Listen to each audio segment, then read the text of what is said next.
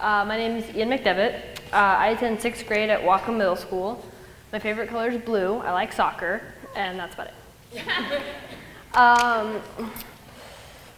I'm here to tell you about kind of like my journey of supporting by far one of the best teachers I've ever had, Mrs. Sherwood. Mrs. Sherwood is the best teacher ever because, well, she teaches language arts and social studies, but the reason she's the best teacher is that she actually cares about your learning. She doesn't just talk to you, she makes sure that you're involved in everything that you're doing.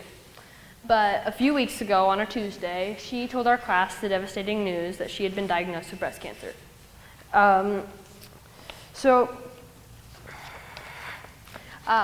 That Tuesday night when I went home, I felt like I had to do something to give back to the best teacher that I've ever had.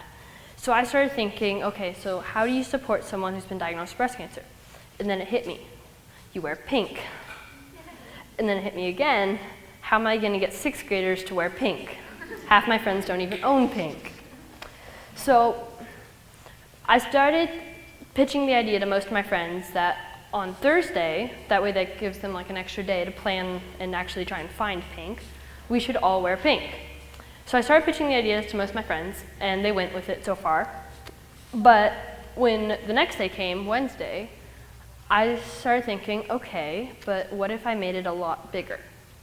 So I took the rough draft of my speech, which I was just going to read in my classroom, to the office. And I took it straight to our principal, Mr. Coulter, and asked if I could read it over the all-school intercom about wearing pink tomorrow for Mrs. Sherwood. He sat down at his computer and started typing, and after about 2 minutes, he had turned my rough draft of my speech into a final draft, signed the piece of paper that he had just printed out, and told me to come to the office at 3:25. And then as the day went by, I started getting more and more nervous, yet I was excited because I felt like I was actually starting to make a difference. But when 3:23 came around, to be honest, I told my math teacher that I was going to the bathroom, but I did sneak off to the office and our principal wasn't there. So I started getting even more worried. So then I went up to Mrs. Walton, our school secretary, sitting at her front desk, showed her the piece of paper and told her about what I was doing. I'm like, hi, my name's Ian and I was gonna read this over the intercom, but Mr. Coulter's not here, what should I do?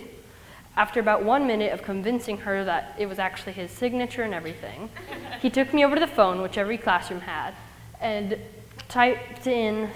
picked up the phone, typed in some star 50-something number, and handed the phone to me. And then she said, start talking. So I started talking after I heard the intercom click on. I can't tell you exactly what I said that Wednesday, because I may have accidentally thrown that piece of paper away after I was done. But it was somewhere along the lines of, hello Whatcom students. My name is Ian McDevitt and I am on the middle floor, 6th grade. You may or may not have known that one of Whatcom's most cherished teachers, Mrs. Sherwood, has been diagnosed with breast cancer. To support her, I have decided that tomorrow shall be known as Think Pink Thursday. And if you have pink, please wear it. And if you have more pink than you know what to do with, share it with some other people.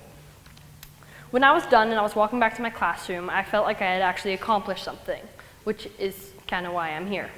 So I felt like I had made a difference, well, starting to. And when I got back to Mr. Marcy's classroom, and he smiled a little bit, and when I opened the door, there was an uproar of applaud and cheering. It was amazing. And when I got home that night, I had only one goal left: find something pink to wear. But that night and the next morning was even better because we all know 6th graders are good at posting things.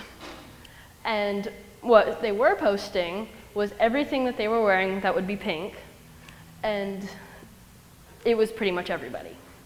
So we started a hashtag called #WearPink for Mrs. Sherwood, and it caught on and caught on.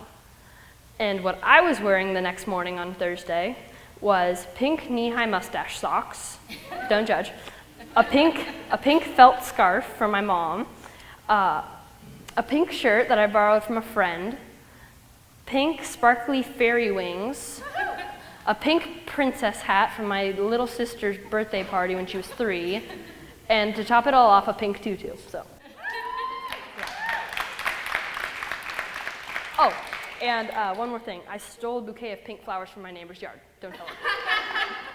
But when I got to my bus stop and I got on the bus, it was only the beginning of all the pink I would see that day.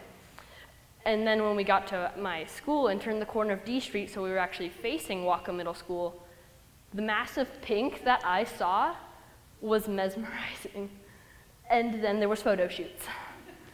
And everyone was all crowded around wearing pink, flowers, everything.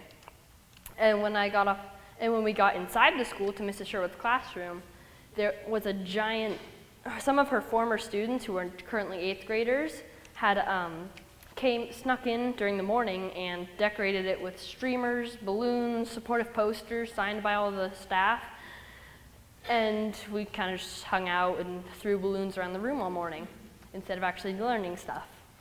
Mrs. Sherwood was really happy that day. I can't tell you exactly what she said because I kind of forget, but I remember she was in tears that day. That's all I know. And then the only thing I could think about after that was you're never too small to make the biggest difference, which is kind of the whole point of this. And it was amazing. So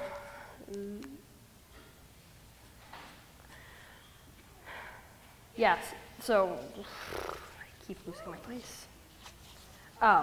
When I got home that night, I told myself, you're never too small to make the biggest difference.